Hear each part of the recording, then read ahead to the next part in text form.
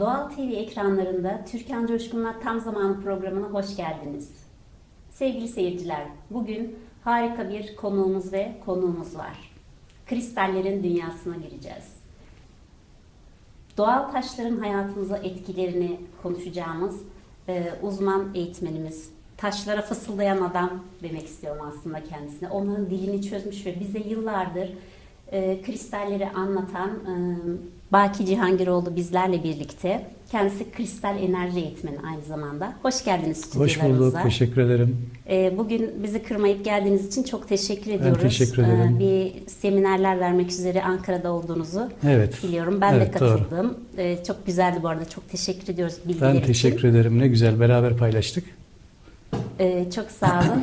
Şimdi Baki Bey, aslında yani toplum olarak biz aslında kristalleri, değerli taşları ve süs taşlarını hayatımızda hep çok kullandık ama daha çok özellikle de kadınlar hani aksesuar olarak işte bu renk çok güzel, bana yakışıyor falan diyerek kullandık ama son yıllarda yeni alanlarını da keşfetmeye başladık. Sadece kristaller hani süs eşyası mıdır yoksa kullanım alanları nelerdir? Sizden dinleyelim. Yani işin aslı kristaller sadece süs malzemeleri değil. Yani biz bunları kristal olarak isimlendiriyoruz. Doğal taş, yarı değerli taş, değerli taş gibi değişik isimler alıyor. Şimdi işin doğrusu ben bunlarla tanıştığım zaman ben de çok farkını bilmiyordum. Daha önce ticaretle uğraştığım dönemlerde taş koleksiyonuna başladım. Biriktirdiğim taşları sırf renkleri ve ışıltıları dolayısıyla biriktiriyordum. Sonra araştırmaya başladım bunların ne işe yaradığını ama bunların çok farklı bir dünyası olduğunu keşfettim. Kadim kültürden günümüze insanların bunları hem süs taşı olarak hem de şifa amacıyla kullandıklarını keşfettim.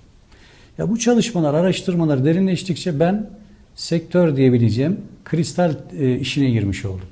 Yani kristallerin farklı bir dünyası var.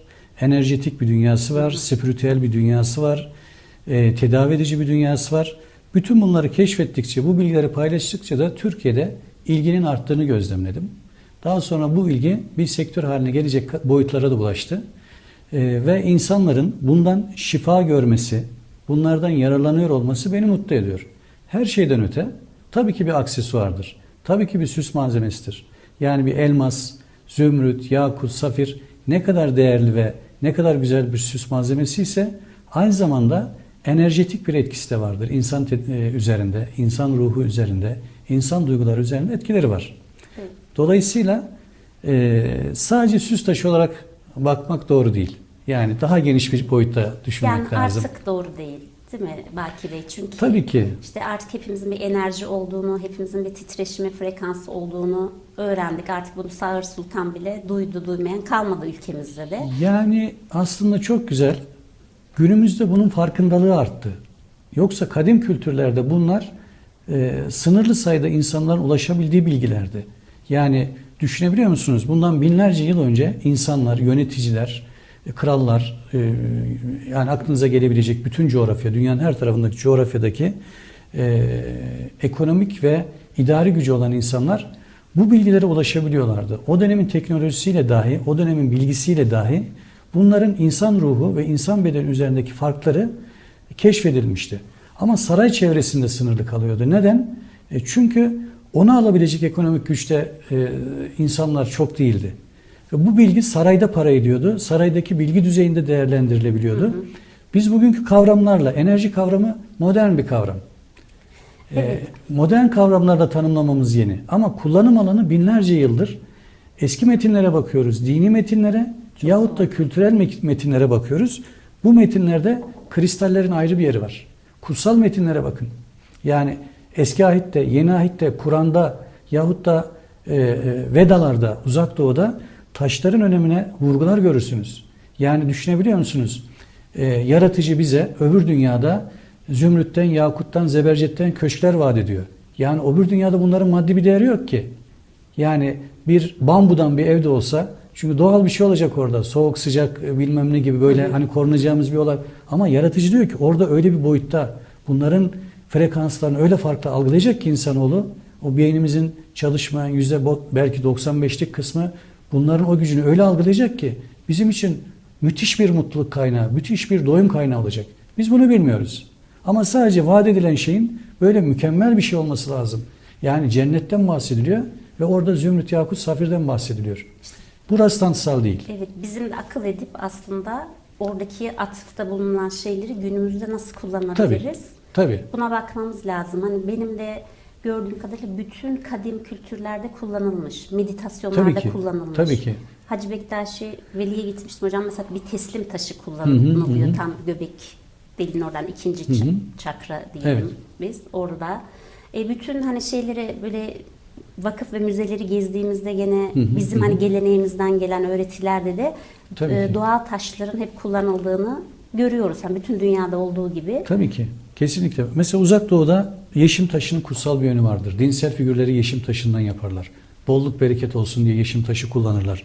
Başka bir coğrafyada sitrin kullanılır. Başka bir coğrafyada labradorit kullanılır. Kısmet taşı diye hem duygusal anlamda kullanırlar genç kızlar veyahut da erkekler, hem de parasal anlamda kısmetim açılsın diye kullanır. Şimdi bunun başka bir boyutu var. Yani örneğin Kabe'de değer verilen bir Hacer-ül Esved var, siyah taş. Bir taş ve paganizme karşı olan bir din İslam. Ama bu taşa son derece bir saygı gösterilir. Ona dokunmak için insanlar rekabet eder. Onun karşısından geçerken selamlar vesaire. Yani bunun cennetten gelen bir taş olduğu ve insanların dokunarak bunu siyahlandırdığına dair anlatımlar var biliyorsunuz. Doğrusunu tam olarak Ve bilemiyoruz. son dönemlerde şu da söyleyeyim hocam. Bir kayıt cihazı gibi çalıştı. Oraya giden herkesin aslında yani frekansal anlamda benim anladığım kadarıyla Aslında şöyle hocam, kaydını kristallerin ya da- dünyası o kadar farklı bir şey ki. Evet. Kristaller bizim sessiz dostlarımız. Yani hayvanlar, bitkiler ve insanlar olmadan önce kristaller vardı ve kristaller doğanın en büyük tanıkları. Kristalleri tanımlarken record keeper özelliğinden bahsederler. Özellikle bu konuda Batı'da çok araştırma, çalışma olduğu için yani kayıt tutucu özelliğinden bahsedilir. Nedir bu? Sesin, görüntünün kaydedildiği. Eskiden taş plaklar vardı. Taş plaklar silisyum oksit dediğimiz kuars nitelikli bir mineralden yapılırdı. Ses kaydedilir. Daha sonra da uygun bir cihazla bu sesler dinlenirdi. Yani bir gün gelecek bunlardaki kayıtlar da belki çözümlenebilecek. Bizim ömrümüz yeter mi bilmiyorum ama bu bir gün olacak. Tabii Çünkü bunların öyle bir zaten doğasında var. Evet, muazzam bir şey olur. Tabii ki. Milyonlarca yıldır aslında işte bizim görmediğimiz alanlardan geçip bize ulaştıkları için Milyonlarca yıllık bir dokümantasyon var muazzam orada. Müthiş bir video arşiv olur. var. Şimdi bu kristalleri kullanırken insanlar takısını kullanırken onun vermiş olduğu enerjiden duydukları bedensel, duygusal, bilişsel veyahut da metafizik bir tatmin alır. Bu ürünler mekanda bulunduğu zaman aynı şeyi mekanda bulunan varlıklar da alır.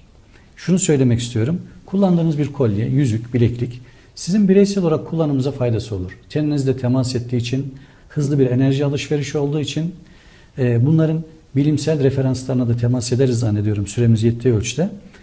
Ama mekanda bulunan bir ürünün, örnek veriyorum şuradaki Himalaya tuzunun burada bulunması, bunun ortama negatif iyon salması dolayısıyla solunum yoluyla bizim bunun enerjisinden yararlanmamızı sağlıyor.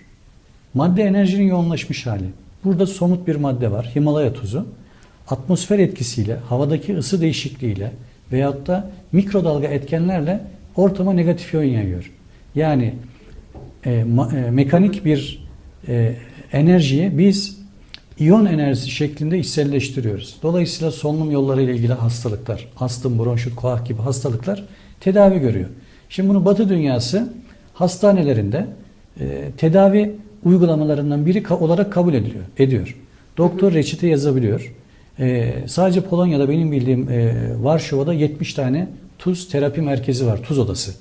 Haloterapi deniyor adına. Evet. Ve insanlar bundan modern tıbbın kesin çözemediği birçok şeylere bütünsel tıpla çözüm üretmeye çalışıyor. Bunun da bilimsel açıklamaları var. Yani hangi argümanların kullanılacağına dair yeri geldiğince temas edeceğiz. Şimdi bu bir kristal, halit kristalidir.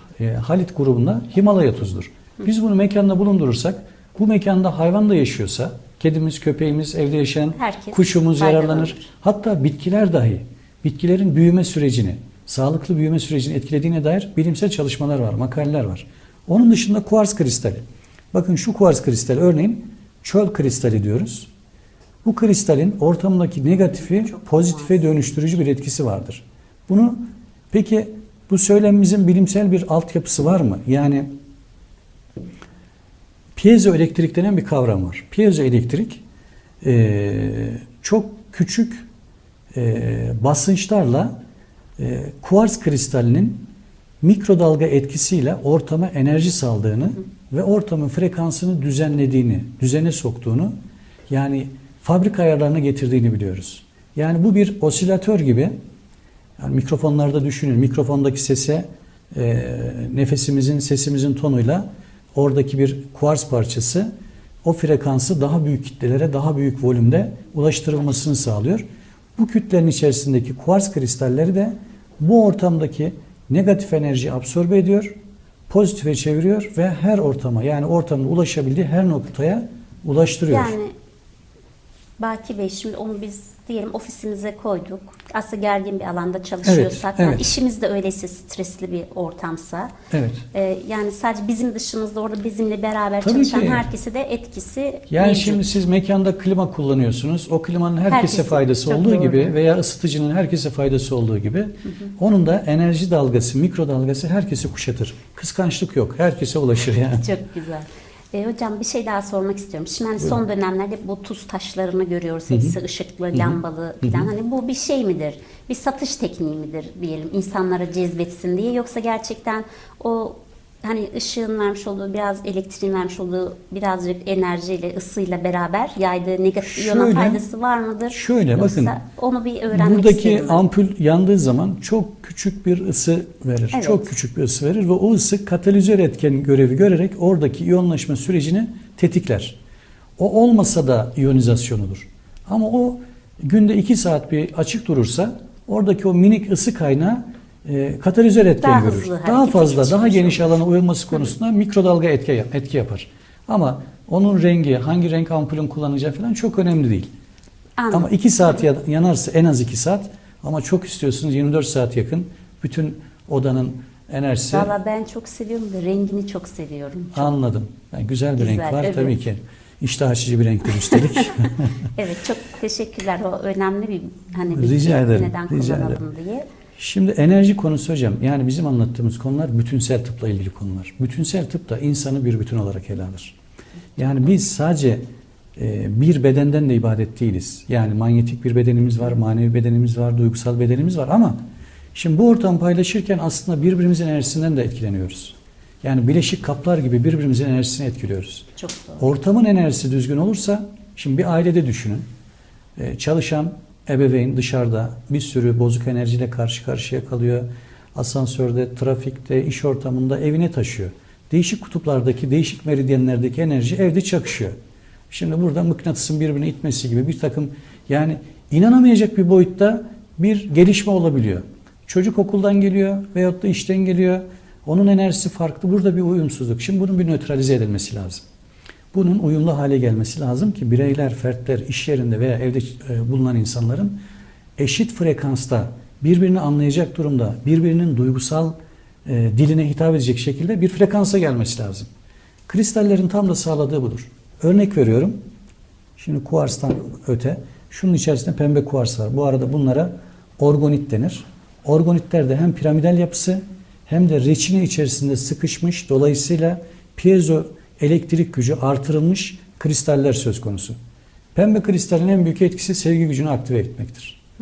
Yani dolayısıyla bulunan ortamda bizim beyin üzerinde bir nevi akupunktur yapıyor ki biz buna, hani akupunktur iğnesi kullanılmadığı için elektropunktur diyebiliriz. Elektropunktur. Çünkü Çok güzel. burada bir nevi elektrik akımı var. O piezoelektrik dediğimiz elektrik akımı var ve sevgi güdüsü üzerine rezonans yaptığı için yani kendimizi birazcık daha sevme ve sevilme konusunda farkında hale getiriyoruz. Farkındalığımızı artırıyor. Anlatabildim mi? Yani o ortamda durunca böyle bütün bize ortama sevgi mesajı yayıyor. Çok güzel. Anlatabildim mi? Bu herkes yararlanıyor. Yani bunu koyunca birisi sizi sevecek değil. Siz de başkasını seveceksiniz. Ortamdaki insanlara toleranslı olacaksınız. Yani sevgi güdüsü neyi kapsıyorsa ona içeriyor. İşte burada bu konudan açılmışken şu ürüne geçeyim. Burada da yine içerisinde 7 çakraya hitap edecek 7 değişik taş var. Lapisten, karnelyenden, kuarstan, aventürüne kadar değişik taşlar var. Bunlar da bizim enerji meridyenlerimiz var. İnsanın üzerinde aynen elektrik akımı gibi akımların geçtiği enerjisel akımlar var. Bunlara kısaca çakra, çark diyebileceğimiz noktaları var. Elektrik dağıtım noktaları. O noktalardaki tıkanıkları açarak bizim uyumlu ve düzgün çalışmamızı, dengeli çalışmamızı sağlıyor. Yani elektrik akımında sınırlılık varsa da, fazla bir çalışma yani kaçak varsa da onu düzene sokmak için işe yarıyor. Bunu da yine ortamda bulundurursak o ortamdaki varlıkların, tekrar özellikle varlık kelimesini tırnak içerisinde söylüyorum, insan, hayvan, bitki ve hatta duvar, eşyalarımızdan aldığımız enerjiler de önemlidir. Yani ışığın gücü, objelerin yapısı dahi bunlar bize birer mesaj verir. Biz farkında olmadan subliminal mesajlar olarak bunları değerlendiririz. Bir takım reaksiyonlarımızı etkiler. Bununla ilgili de ciddi çalışmalar var. Tabii bilim dünyası çalışıyor. Bunların piramidal yapısının yanında bir de burada küre formatında bir başka orgonit var. Orgonitler özellikle tekrarlayacağım. Dışındaki bu camsı doku reçineden yapılır. Reçine zaman içerisinde kurudukça sıkışır ve sıkışmanın etkisiyle piezoelektrik açığa çıkar. Ve bunun frekansı da daha uzak mesafelere ve daha uzun ömürlü bir şekilde çalışmaya devam eder. Şimdi lapis nedir? Lapis klasik olarak boğaz çakrasına önerilen bir kristaldir. Boğaz bölgesi bizim iletişim bölgemizdir. Öyle akılda kalıcı olsun, oradan hareketle söyleyeyim. İletişim de insanlarla sağlıklı iletişim, kendini güzel ifade etme ve başkasını anlama. Geçmişle ilgili bir takıntımız varsa kendimizi dinleyip o takıntıları aşma, yeni başlangıçlara yol açma konusunda kendiyle barışık olmanın taşıdır. Şimdi bu kristalin olduğu bir ortamda insanlar birbirini anlama konusunda, iletişim konusunda daha relax olur, daha yapıcı olur. Dolayısıyla böyle bir figürün, böyle bir objenin ortamda bulunması hem bir aksesuar olarak bir değer katar, hem de enerjetik olarak bir değer katar. Yani demek ki kristaller sadece aksesuar olarak değil, yapısal olarak da bizim dünyamıza çok etkili. Harika. Şimdi aslında Baki Bey, ben şimdi bu programda son dönemlerde gündemde olan, belki seyircilerimiz takip ediyordur bizim seyircilerimiz, hem çakra sistemlerine, enerjetik sistemler oldukça hakimler zaten. Evet. Biz aslında mekan dengeleme ve bireysel dengeleme, aslında biraz da söz ettik zaten onlardan. Ama bu de işte kristalleri nasıl kullanacaklar? Diyelim ki evet, bir insan geldi, sağlık problemi olabilir de, olmayabilir de. Girdik güzel bir böyle kristal ortamına geldik. İşte hem mekanımızda kullanmak istiyoruz hem de bedenimizde çakralarımız düzgün çalışsın. Hani sistemi en azından koruyabilelim diye atabileceğimiz basit adımları bize böyle akılda kalıcı ilk etapta ne yapabiliriz? Şöyle, tabii ki biz öncelikle kendimizi tanımamız lazım. Kendi farkındalığımızı artırmamız lazım. Yani biyoenerji çalışmaları olsun, tamamlayıcı, bütünleyici tıpla ilgili konular olsun, aslında insanın kendini tanımasını, evrendeki yerini tanımasını ve evrensel bilinç içerisinde kendini bilinçlendirmeyi içerir. Benim anladığım felsefi olarak altyapısı budur. Bu dengeyi sağladığımız ölçüde kendimizi rahat hissederiz. Enerji akımı düzgün olunca rahat olur. Yani bir kıyafeti giyince, üstümüze oturmayınca rahatsız hissederiz. Enerji akımımız da düzgün değilse rahatsız hissederiz. Dolayısıyla bu rahatsızlığın giderilmesi lazım. Nasıl yapacağız bunu? Kristallerle nasıl yapacağız? Evet. Başka yöntemleri de olabilir tabii. Kristallerle nasıl yapacağız? Kullandığımız kristallerin bizim ihtiyacımız olan kristal olması önemli. Boyutunun yeterli olması önemli. Bizim ona açık olmamız, yani beyinsel olarak ve aura olarak buna açık olmamız gerekli. Ve ortamın büyüklüğüyle kullandığımız kristalin büyüklüğü önemli. Bunlara dikkat etmek lazım. Bunun dışında şimdi öncelikle ortamın temiz olması lazım. Şimdi düşünün, bir proje çalışıyorsunuz, ortalık darmadağınık, konsantrasyonunuzu tabii ki etkiler. Enerji çalışmasında veyahut da kendi enerjinizi dengelemeden önce de mekanın enerjisini bir dengelemek lazım. Bunları nasıl yapabiliriz? İşte az önce örnek verdiğim Himalaya tuzu belli oranda havanın yapısını değiştirerek etkiler. Veyahut da böyle enerji jeneratörleri dediğimiz, yine 7 çakra kristallerini içeren, ortasında da bir kuars kristali, necef kristali dediğimiz kristalin olduğu ve dolayısıyla enerjinin dengeli bir şekilde dağılması için isterseniz mekanın ortasına, daha büyük bir mekansa 4 köşeye birer tane koyarak burada bir soyut bir enerji ızgarası oluşturuyoruz. Ve bu ızgara içerisinde nerede olursanız, hangi noktada olursanız olun, bu enerjiden, bu dengeli enerjiden yararlanmış oluyoruz. Harika. Yani entropi kanunu fizikteki içerideki enerjiyle dışarıdaki enerjinin, yani yönetmek istediğimiz kendi alanımızı, bulunduğumuz alanı en geniş anlamda dengeli hale getirmek için ortamda ona göre kristaller bulunduruyoruz. Bu bir. Bir başka uygulama mesela şunlar pirit taşıdır. Pirit. Evet. Bu kristaller uyum taşı olarak bilinir. Bulunduğunuz ortamda, evde veya iş yerinde insanlar arasındaki uyumu artırdığı için kullanılan çok eski bir uygulamadır. Kızılderili kültürü bugün Amerika'da kalmış, tecrübe etmişler ve devam ediyorlar. Ev yaparken evlerinin temellerine 4 köşesine birer tane pirit koyuyorlar. Ya da kendileri yapmamış, satın almışlarsa evlerinin 4 köşesine birer tane pirit koyarak o mekan içerisinde bir soyut, ızgara oluşturarak o insanların uyumlu olmasına katkıda bulunmaya çalışıyorlar. Yani hem uzun ömürlü olsun, hem anlaşılır, birbirleriyle iletişim halinde olsunlar. Şimdi mekanı dengeliyoruz, mekanı düzene sokuyoruz. Sonra kendi enerjimizi de mekanla uyumlu hale getiriyoruz. Burada da sözünü ettiğimiz çakralar, çok teferruatına girmedim. İzleyicilerimizin çakra konusunu çok iyi bildiğini düşünerek çok teşekkürler. Vücuttaki enerji akımına katkı sağlayacak, oradaki tıkanıklıkları giderecek yahut da aşırı düzensiz salınma konusunda, çalışma konusunda dengesizliği giderebilecek 7 çakraya hitap eden 7 farklı mineral var. İşte ametisten, aventurinden, labradoritten, lapise, jasper'a kadar değişik mineraller. Ve semboller de görüyorum. Bu semboller de evet çakra sembolleri. İşte kök çakranın, sakral çakranın, solar plexus'un, kalp çakrasının, boğaz çakrasının, 3. gözün ve taç çakrasının sembolleri var üzerinde. Ne yapacağız? Bunu bir tablo gibi asacak mıyız yoksa? Bunları şöyle yapabiliriz. Bireysel olarak kendimize uygulayacaksak bunları çakra noktaları dediğimiz noktalara bu taşları koyarak, tabii önce bir suyla yıkayarak nötralize etmemizde yarar var. Evet. Çünkü bize ulaşana kadar birçok elden geçiyor, birçok enerjiyle temas ediyor. Çok doğru. Bu onların kötü enerji olduğunu anlamına gelmez ama olabilir de transfer etmesin diye yıkayarak nötralize ediyoruz, bireyselleştiriyoruz. Benim malım oluyor. Evet. Sonra niyetleniyoruz. Diyoruz ki ben bunu enerji düzenim, daha düzgün bir bedensel, psikik bir yaşam için kullanmaya niyetleniyorum diye beynimizi programlıyoruz. Beynimizi hazır hale getiriyoruz. Sonradan bunu sözünü ettiğimiz çakra noktalarına koyuyoruz. Dinleniyoruz. İsteyen bu arada meditasyon formuna girebilir, isteyen dua edebilir, isteyen nasıl kendisini rahat mutlu hissediyorsa o şekilde dinlenerek ve nefes terapisinden de bir takım şeyler alarak, ilhamlar alarak tabii ondan da yararlanmak lazım. Düzgün bir nefes alma da bizim frekansımızı düzene sokar. Ya da böyle bir enerji çubuğu dediğimiz yine 7 çakranın renklerinin olduğu, 7 çakra taşının olduğu, işte bakın burada örnek jasper, karnelyen, aventurin, turuncu aventurin, yeşil aventurin, lapis, labradorit ve ametist gibi kristaller var. En uçta da kuars kristalleri var. Bunlar enerjiyi uçtaki kristalin yönünde aktive eden bir enerji çubuğudur. Bunu bedenimiz üzerinde de kullanabiliriz, ortam üzerinde de kullanabiliriz. Örneğin elimizde bir kuars kristali var.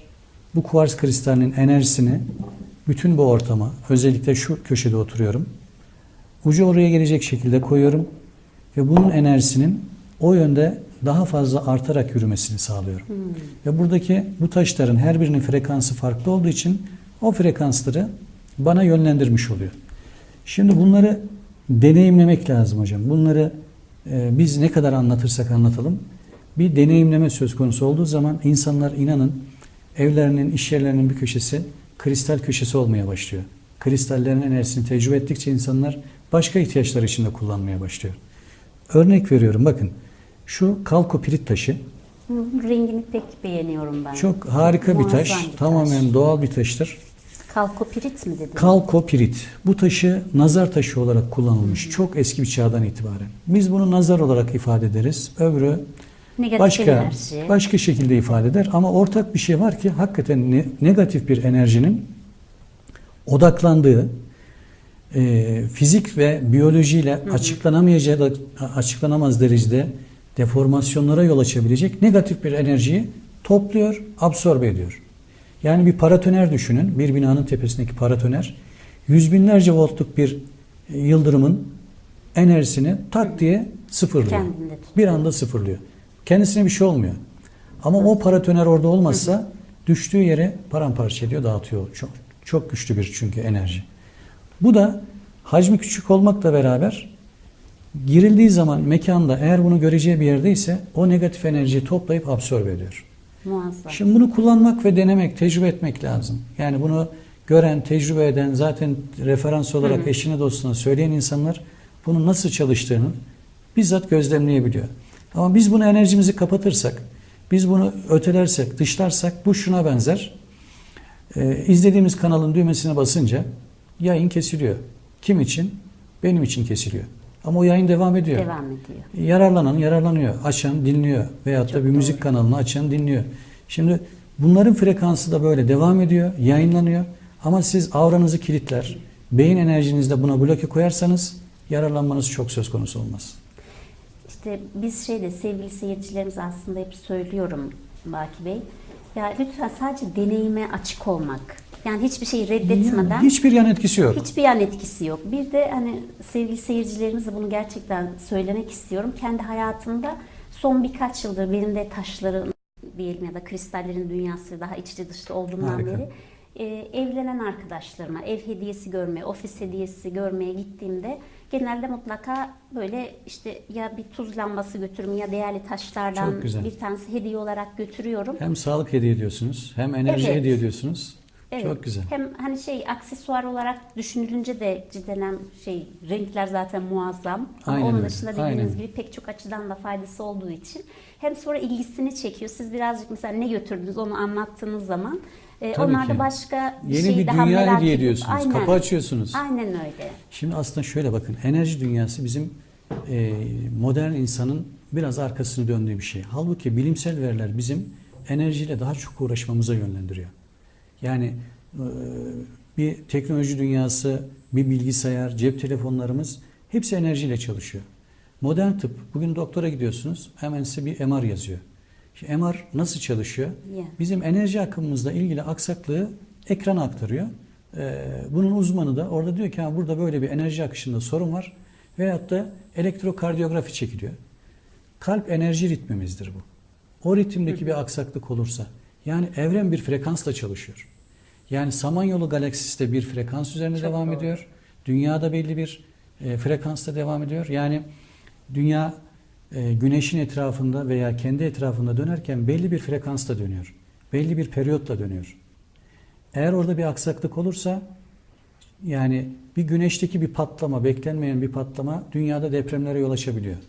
Yani oradaki bir küçük aksiyon etraftaki aksiyonları etkiliyor. Bizi de burada Tabii ki etkiliyor her şekilde. on binlerce insanı etkiliyor.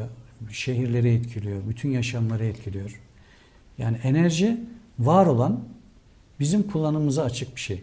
Bedensel enerjimiz veya mekansal enerji. Bunun farkına varırsak, farkında olursak bundan yararlanmamız mümkün.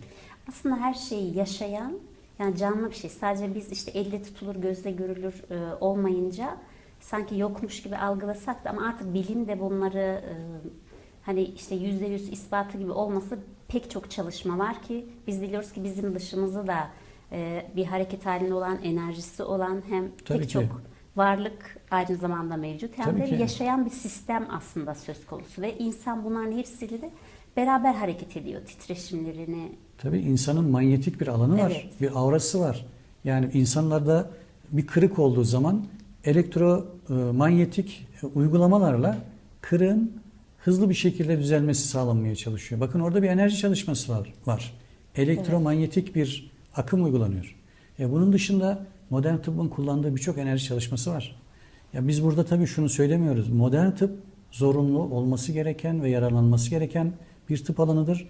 Yalnız bütünleyici tıp ihmal edilemeyecek kadar çok ciddi ve önemli bir uygulama alanıdır. Paramedikal konular var. Mesela bizim ülkemizde ne yazık ki çok ciddi çalışmaların olmadığı, göz ardı edildiği alanlardır. Bahsettiğim kristaller artık insanlar bunu deneyimlediği için tavsiyeyle gelişen bir alan. Ama gönül şunu istiyor.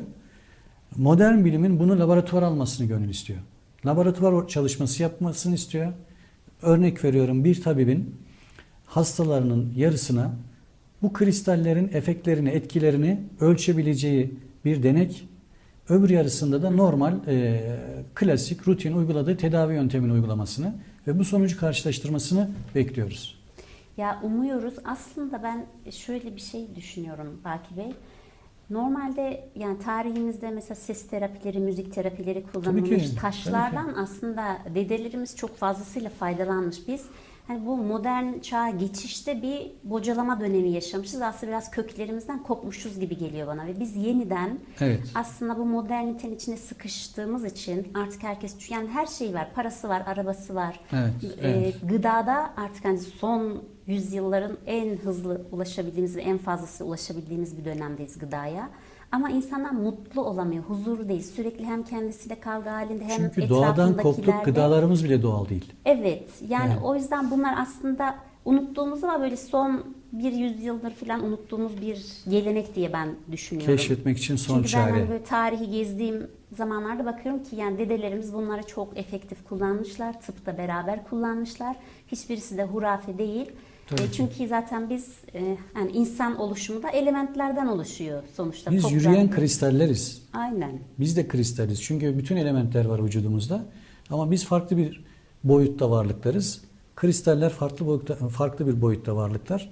Onların da kendi bir yaşamsal formatı var. Bizim yaşamsal formatımız farklı. Biz birazcık son derece haklısınız. Modern çağ bizi biraz teknolojik oyuncaklar kopardı doğadan. Dolayısıyla tekrar keşfetmemiz gerekir. Belki son şans tanımamız için, onlardan yararlanmamız için. Bu dünyayı tecrübe etmek gerekiyor, tanımak gerekiyor. Sorgulamamız doğru sorularla olursa doğru cevaplar alacağız. Çok Çünkü bu sadece haklısınız. bizde değil, dünyada yükselen trend. Dünyanın en zengin ülkelerinden en fakir ülkelerine kadar bununla ilgili araştırmalar, çalıştırmalar, terapi merkezleri, klinikler söz konusu. Ben çok ülke gezdim ve geziyorum da. Gittiğim yerde de bunları gözlemlerim. Yani Amerika'dan Japonya'sına kadar, Afrika ülkelerinden Avrupa'ya, Rusya'ya, birçok ülkede bu konuyla ilgili çok ciddi çalışmalar ve merkezler var. İnsanlar bunlardan hakikaten sonuç alıyor, şifa buluyor. Bazı ürünler eczanelerde satılıyor. Bakın, evet. mesela kehribar özellikle son dönemlerde çocuklar için çok kullanılıyor. Diş çıkarma döneminde salyayı kessin, ağrısını azaltsın, dişler ve kemik oluşumu düzgün olsun diye. Çünkü bunun içerisindeki süksinat asit dolayısıyla çocuk ondan yararlanıyor. Tenimiz akıllı. Alacağını alıyor. Evet, alacağını Tabii alıyor. ki. Yani nasıl ki bağırsaklar akıllı, gıdalardan alacaklarını Ben alıyor. Anadolu'da çok bulundum. Orada kadınlarda böyle iri şu kıvamda böyle taşlarla hepsinde kehribar görüyorum boyunlarında. Yani eskiden de aslında çok kolay belki bulunabilir bir şey değil ama Değil tabii. bir hediyeleşme aracıymış da. Tabii, Hepsini çok soruyorum değerli ya çünkü. dedelerinden kalmış ya bir yerden gelirken getirilmiş filan ama kehribar hep şöyle boyun bölgesinde kullanılan bir taş olarak hani öyle farkına varmıştım. Şimdi bakın kehribar benim bildiğim 2000 yıldır Batı'da kullanılan bir tıbbi malzemedir. Ben Polonya'da bir Gdansk'ta müze gezmiştim. Kehribar Müzesi. Orada bir laboratuvar, tarihi bir laboratuvar. Ve insanlar kehribarı halen Polonyalı köylüler onlar için kolay denizden toplayabiliyorlar. Çünkü yeraltı kaynaklarıyla denize akıyor bunlar. Reçine fosilleri biliyorsunuz. Onları ezer, kışın soğuk algınlık durumunda veyahut da mikrobik bir durumda içerler. Çünkü immün sistemi destekler. Yani şimdi hocam bu gümüş hani koledyal suyu işte altın suyu içiliyor işte sağlığı koruyor. Bunların hepsinin bir mantığı var. Mantığı var, uygulaması var. Aynen Bir geçmişte deneyimlenmiş bir olaydır. Ve bunu bizim diyorum ya kanalı kapatmamız, radyoyu kısmamız bizim aleyhimize. Evet. Biz mahrum yani kalıyoruz. Siz hani seminerde de anlattınız küçücük bir kuartz mıydı? Evet, kuartz kristali. Evet. Suyun içine koyduğunuz zaman suyun kalitesini artırıyor. ve pH dengesini kendini dengeliyor. Kimsenin artık yanında böyle akan çeşmeler olmadığı için bize kaynağından ulaştığında artık pH değerini korumadığı için Yani kendimize aslında bir iyilikte bulunmuş oluyoruz. Oradaki Kesinlikle. suyu hareketlendirmiş Kesinlikle. oluyor. Aynen Çünkü öyle. durağan sular kullanıyoruz. Suyu yaşatmış hepimiz. oluyoruz. Yaşamsal Evet. hale getiriyoruz. Vücudumuzun ihtiyacı olan sıvıyı karşılamış oluyoruz. O yüzden de yani bana göre öyle işte onlarca litre, 3-5 litre günde su içmemize gerek yok. Kaliteli su içtiğimizde Tabii. normal ölçülerde içmemiz hani Doğru. yeterli olmuş oluyor. Denge. Denge. Denge sağlanması lazım. Biz de işte çakraların dengelenmesiyle ilgili hem bedensel çakranın hem mekansal çakranın tırnak içerisinde dengelenmesinde kristallerin çok ciddi rol olduğunu söylüyoruz. Ben koleksiyona başlayalı epey oldu ama 16 yıldır da profesyonel olarak bu işin Evet. içerisindeyim ve çok enteresan dönüşümler alıyorum. Güzel de gelişmeler oluyor. Sevindirici, grafik artarak devam ediyor. Daha çok insana ulaşılabilir durumda. Artık ekonomik sınırları da aşmış durumda. Çünkü her ekonomik durumdaki insan bunlara ulaşabilir, kullanabilir. Evet. Çok paraları yatırmaya gerek yok. Herkesin ekonomik gücüne göre değişik formatları mevcuttur. Çok doğru. Berk Hocam ya şimdi programımızın süresi de böyle daralmak üzere Peki. hissediyorum. Peki. dermişim, bir ses duyuyorum dermişim. Peki. Ama size de birkaç soru sormak Buyurun. istiyorum. Şimdi bu taşları aldık. Bu temizlenmesiyle ilgili bir sürü işte spekülasyon var biliyorsun. İşte toprağın altına gömün, yok işte dolunaylı gecelerde bırakın. Ben tutun da tuzlu suya yatırına kadar. Ama biz basitçe aldık. Artık o hani dış etkilerden kurtarıp o taşı kendimizin yapmak için, bizimle uyumlu hale getirmek için ne yapalım? Şimdi temel konu şu. Taşı neden yıkamalıyız veya neden arındırmalıyız? Az önce bahsettik. Taşların record keeper özelliği yani kayıt tutucu özelliği var. Neyin kaydını tutuyor? Dokunduğum zaman benimle temas halinde olduğu için benim enerjimi transfer etmiş oluyorum. Bileşik kaplar gibi enerjimiz bir noktada transfer oluyor. Yahut da bulunduğu ortamda insanların, cihazların, alet edevatın yaymış olduğu mikrodalgaları barındırmış oluyor. Biz bunları en basit yönden suya, çeşme suyuna tutsak dahi temizlemiş suya. oluruz. Akan suya tuttuğumuz zaman nötralize etmiş oluruz. Ya da bir saksı olabilir. Büyük şehirlerde maalesef bir bahçe yok, bahçedeki toprağa koyun diyemiyoruz. Ama evdeki bir saksının toprakla temas ederse aynen paratoner gibi temizlemiş oluruz. Toprağa gömmek inançsal anlamda bir ritüeldir. Yani Budist, Hinduist, Taoist kültürde vardır. Biz enerjinin bilimsel kısmıyla ilgiliyiz. Bunlara inanan bu şekilde gömerek yapabilir. Ama toprakla teması yeterlidir, gömmeye gerek yok. Onun dışında tuzlu su, her taş tuzlu suyu sevmez. Her kristal sirkeyi sevmez. Dolayısıyla bunu bilenden sorarak, aldığınız ürünü nasıl temizleyeceğinize dair sorarak, bireysel olarak, yani genel olarak 4000 civarında mineral var. Bu minerallerin her biri için şu anda tabii ortak bir şey veremeyeceğim, formül veremeyeceğim. Atıyorum kütle kuars kristali ise tuzlu suyla da temizleyebilirsiniz, sirkeyle de temizleyebilirsiniz, toprakla da temas edebilir. Ama bunu tutuyorum bir hematiti, örnek veriyorum kalkupiriti tuzlu suya koyarsanız hem formül anlamında zarar görür hem enerjetik anlamda zarar görür. Her taş farklı bir şekilde temizlenir. Onu alırken mümkünse doğru yerden alarak ve doğru bilgiyle temizlemeye çalışmak önemlidir. Bir sorum daha var size. Buyurun. Şimdi mesela görüyoruz böyle işte bir caddenin karşı tarafı çok güzel iş yaparken bir tarafta dükkanlarda böyle hani sinek avlıyor, müşterisi yok. Ya da bazı evlerde mesela derler ki işte ya bu eve kim gelse hep çok kavga etti filan. Ya da ne bileyim buraya gelenler hep boşandı gitti gibi böyle şeyler var. Hani bunlar mit gibi görünse de bir takım böyle realiteleri olan Hocam mit değil. şeyler Bakın. var. Hani benim için değil de Tabii. hani böyle Tabii. işte öyle şey olur mu diyenler de var tabii ama hani burada böyle küçük mekan dengelemesinden aslında biraz bahsettiniz hangi taşları nasıl kullanacağımız Tabii. ama Yani tabii evimizin burada salonuna ne yapalım mesela? Zamanımızın sınırlı ölçüsünde bilgi vermeye çalıştım. En basitinden pirit kullanılabilir. Ortamda bir ametist veya kuars bulunabilir. Bunlar negatif pozitife çevirir. Bedensel enerjimiz gibi mekansal enerjinin de dengede olması gerekir. Tebdili mekanda hayır vardır sözü boşa söylenmiş değildir. Çok doğru. Eğer oradaki o meridyenler size uymuyorsa siz orada rahat hissedemezsiniz. Sadece sizin değil, paylaştığınız, aynı mekanı paylaştığınız insanlarla da sizin enerjinizi de bozar. Dolayısıyla işte de bereket olmaz, birliktelikte de beraberlikte de hayır olmaz. Dolayısıyla eğer o mekanı temizleyemiyorsak, yani tabii ki mekansal bir temizlik yapıyoruz değil mi? Silip süpürüyoruz. Enerjetik olarak da temizliğin yapılması lazım. Yani orada bir bolluğun, bereketin, huzurun olması için bakın hep bunlar metafizik kavramlar. Hocam, Bunların olması için o enerjetik temizlik gerekiyor. bir şey daha söyleyeceğim. Buyurun. Şimdi eskiden hani evler yapılırken aslında işte güneşin doğuşu, çok şimdi koordinat veremeyeceğim ama işte kapıların baktığı taraf, hani bunlar hep bir nizami bir şekilde yapıldığı Evet, için, evet. ama şimdi bir bina çıkıyorsunuz, hani dört cephe denilen şey yapılıyor.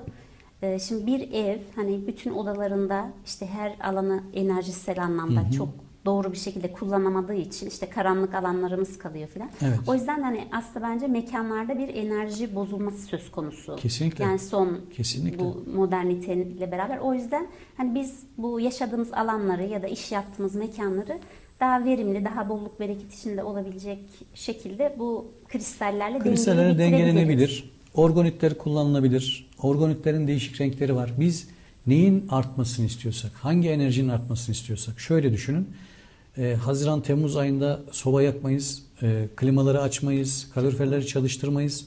Dolayısıyla yazın ortasında bir klimaya ihtiyacımız olur, bir ferahlık olsun, bir vantilatöre ihtiyacımız olur. Olmadı kapıyı pencereyi açıp cereyan yapmaya çalışır insanlar ferahlık olsun diye. Biz ortamın nasıl olmasını istiyoruz? Isınmasını mı istiyoruz? Soğumasını mı istiyoruz? Yani ferahlaması mı lazım? doğru. Anlatabildim mi? Yoksa Ona para yönelik mı kazanmak istiyoruz? mesela Huzur mu nedir? duymak Huzur mu istiyoruz? istiyoruz? Para kazanıyoruz, huzurumuz yok. O zaman Aşkımız onunla mı ilgili mi? yükselsin, Tabii sevgimiz? sevgi güdüsünde mi bir sorun var? Fark edilmiyor muyum? Yani herkes de bir şey var da bir duygusal dünya yaşıyorlar, farklı boyutta yaşıyorlar. Ben niye bunu yaşayamıyorum? Yani bu şöyle bir şey olabilir. Yani bir bilgisayarın yazılımı farklı, öbürününki farklı. Siz bu bilgisayarda öbür yazılımı kullanmaya çalışıyorsunuz, olmuyor. Yani o zaman doğru kristali kullanacaksınız. Onun bilincinde olacaksınız. O bilgiye de sahip olmanız lazım. Doğru bilgiye ulaşırsanız elinizdeki bilgisayarı kullanabilirsiniz. Yani telefonunuza göre işletim sistemi farklı, ona göre kullanıyorsunuz. Onunla ilgili programları yükleyeceksiniz. Onunla ilgili programlar sizin hayatınızı kolaylaştırır. Şimdi siz para kazanıyorsunuz. Maddi anlamda ihtiyacınız yok. Maddi olarak iyisiniz. Ama sevgi olarak ruhun tatmini açısından sorun yaşıyorsunuz. Bu sefer o bölgenin duygu dünyasının aktive edilmesi gereken kristalleri kullanmalısınız. Yani Harika. onun ille de ben yine de para kazanmak istiyorum. Parayla ilgili taş hangisi? Sitrin, labradorit. Ben bunları, ama sen huzursuzluktan bahsediyorsun, mutsuzluktan bahsediyorsun, sevgisizlikten bahsediyorsun. Ama çare orada değil. Nasrettin Gene Hoca'nın bireysel çözümler tabii üreteceğiz. kaybettiğini başka yerde araması gibi biz de kaybettiğimiz şeyi doğru yerde bulmamız lazım. Doğru enstrümanlarla aramamız lazım. Evet, aslında bir kapanış konuşması gibi de oldu hocam. Arkadaşlarım da işaret Peki. veriyor bana. Peki. Sizin son olarak böyle hani seyircileriniz özellikle söylemek istediğiniz bir şey varsa Ben alalım. paylaşım için teşekkür ederim. Bu bilgilerin elimizden geldiği kadar, süreye sığdırabildiğimiz kadar bu bilgileri daha fazla kitleye ulaştırmak için çabada bulundunuz. Teşekkür ederim. Ümit ediyorum yararlı olur. Lütfen doğru taşları kullansın insanlarımız. Çünkü ortalıkta boyalı taş, camdan yapılmış taş diye satılan ürün çok. Doğru taşı kullansınlar, doğru sonuç alacaklar. Evet, çok teşekkür ediyoruz. Ben teşekkür ederim. Sevgili seyirciler, Baki Cihangiroğlu'yla beraberdik. Kristallerin dünyasına yaklaştık, onları tanımaya çalıştık. Kendisi yaklaşık 16-17 yıldır bu işe gönül vermiş, pek çok yerde seminerler veren, artık ben şey diyorum, taşlara fısıldayan adam diyeyim ya da onların sesini duyabilen kişi ve bizlere de ülkemizde bu işin hani duayenlerinden gerçekten insanlara aktarımlarıyla vermiş olduğu bilgilerle bizleri aydınlatıp bir adım daha ileriye taşıyan bir kişi. Programa geldiği için özellikle çok teşekkür ediyorum Çok kendisine. sağ olun. Başka programlarda daha devam İnşallah konularında da diyorum. buluşalım İnşallah. diyorum hocam. Evet sevgili seyirciler, Türkan Coşkun'la Tam Zamanı programında kristalleri konuştuk. Haftaya yeni bir konu ve yeni bir programla birlikte olmak üzere. Hoşça kalın, sevgiyle kalın.